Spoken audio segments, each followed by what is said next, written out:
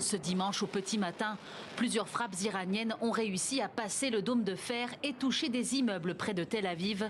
Une opération réussie selon Téhéran, qui précise avoir utilisé pour la première fois des missiles balistiques à tête multiple d'une portée de 3000 km et assure être capable d'attaques encore plus importantes.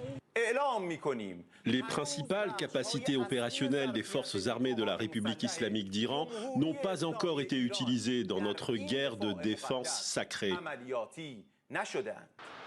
Autre menace brandie par Téhéran, la fermeture du détroit d'Ormuz, point stratégique de la production mondiale de pétrole.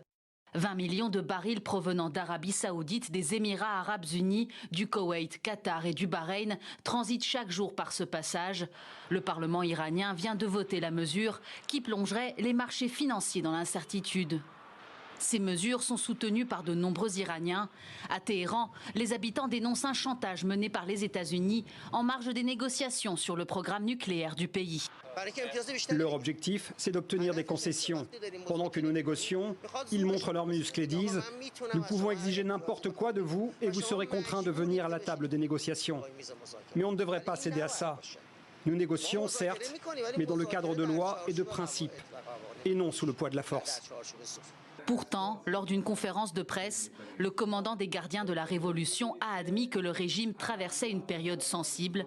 Mais le porte-parole de l'Organisation iranienne de l'énergie atomique a précisé que le savoir-faire nucléaire iranien ne disparaîtra pas.